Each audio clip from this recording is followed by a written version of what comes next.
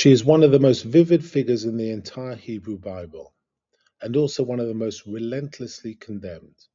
Jezebel, daughter of the Phoenician king of Sidon, wife of Ahab, king of Israel, mother of Athaliah, patron of the prophets of Baal, architect of Naboth's murder, enemy of Elijah, is a woman about whom the biblical narrative has very decided views.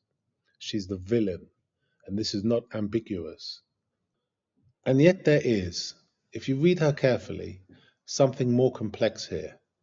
Not a rehabilitation. The things she does are genuinely terrible, but a portrait of a particular kind of psychological structure that Karen Horney understood better than almost anyone. The person whose identity is so completely constituted by an idealized image of themselves that the loss of the image is experienced as the loss of everything. In this episode, we read Jezebel with Karen Horney. Horney's central insight developed over a career that moved her away from classical Freudian orthodoxy toward what she came to call humanistic psychoanalysis, was that the fundamental anxiety of human existence is not primarily sexual, as Freud has argued, but existential.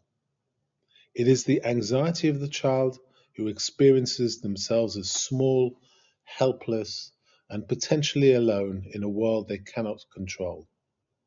In response to this basic anxiety, the child develops strategies of self-protection. Horney identified three primary moves. First, toward others, who is the compliant person who seeks love and approval as protection. Second, against others, the aggressive person who seeks power and dominance as protection.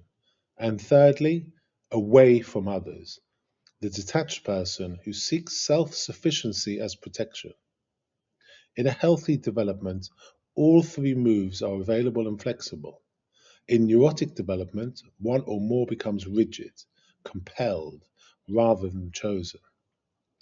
But the concept that applies most directly to Jezebel is what Horney called the idealized image, the self-portrait that the neurotic constructs as an alternative to the real self that anxiety has made unlivable. The idealized image is the person I must be in order to be safe, in order to be worthy, in order to be real. And the energy that goes into maintaining it, defending it, expanding it, never ever letting it be diminished is enormous. Jezebel arrives in the narrative as a foreign princess brought to cement a political alliance. She is a worshipper of Baal, and she brings her religion with her. She imports 450 prophets of Baal and 400 prophets of Asherah to the Israelite court. She actively persecutes the prophet of the Lord, driving Elijah into hiding and killing many others. This is not simply a religious tolerance in reverse. Horney would note the totality of it. Jezebel does not coexist with the religion of Israel. She attempts to replace it. There is no room in her ideological universe for a competing claim to truth. The prophets of the Lord are not merely different, they're threats, and they must be eliminated. The totalizing quality, the inability to tolerate the existence of a competing reality, is one of the hallmarks of the idealized image in Horney's framework. The person who has built their identity on a particular self-portrait cannot afford the proximity of alternatives. The prophet who insists there is a God above Baal is not just theologically inconvenient, he is existentially threatening. He suggests that the world Jezebel has organized around her self-concept is not the only world, and this she cannot allow. The episode of Naboth's vineyard, which we discussed in the context of Ahab in a previous episode, reveals Jezebel's psychology from a different angle. Ahab wants the vineyard. Naboth refuses. Ahab collapses into sullen depression. And Jezebel says, "Is this how you act as king over Israel?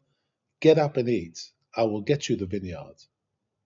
What Jezebel is responding to here is not primarily Naboth's refusal.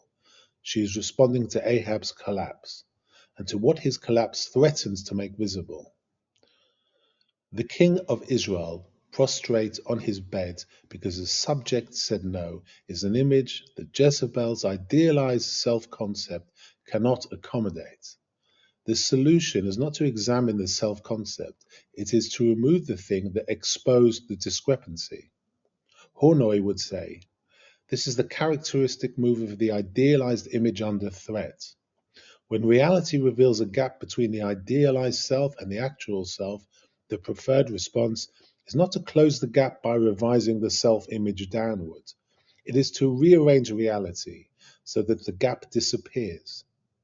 Naboth must die not because Jezebel is simply cruel, though the act is cruel, but because a world in which Ahab can be refused by a subject is a world that does not fit the image Jezebel has built and must maintain. The crisis comes with Elijah. After Naboth's murder, Elijah confronts Ahab in the vineyard. And when Ahab dies, and Ahab's son Joram dies, and the commander Jehu is anointed king and comes to Jezreel to settle accounts, it is Jezebel's final scene that is most psychologically remarkable. Jehu arrives, and Jezebel, who has every reason to believe she's about to die, does something that has fascinated readers for millennia. She paints her eyes, she adorns her head, and she looks out the window. She could have fled, she could have hidden, she could have begged. Instead, she does her face and takes a position at the window and speaks to Jehu from above. Is it peace, you Zimri, you murderer of your master? Zimri was a king who killed his predecessor and reigned for 7 days before being killed himself. She is calling Jehu a usurper, a man whose claim to power will not last, from the window of the palace, seconds before her own death. Horney would find in this moment the fullest possible expression for the idealized image maintained to the absolute end. Jezebel knows she's about to die.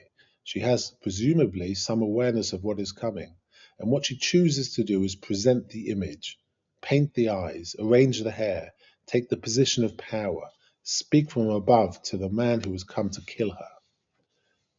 She will not die any way but her way. The self that has been constituted by power and appearance and the command of others cannot, even in extremis, relinquish its performance. Not because Jezebel is simply vain, though she may be, but because for the person whose identity is identical to their idealized image, losing the image would be a kind of death more complete than the physical death that is coming. If she dies weeping at Jehu's feet, she will have lost herself before he throws her from the window.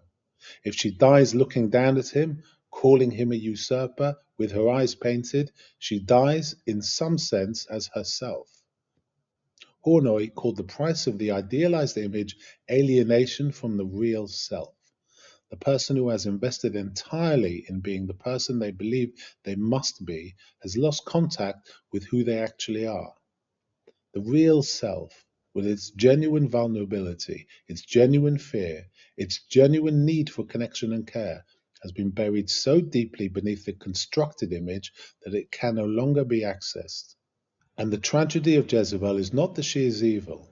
It is that the person behind the paint, the woman who brought her gods from Sidon, who loved her husband and arranged the murder of an innocent man to give him what he wanted, who drove a prophet into the wilderness and killed others, that person is never visible, not once in the text. She appears always in costume, always performing, always at the window looking down.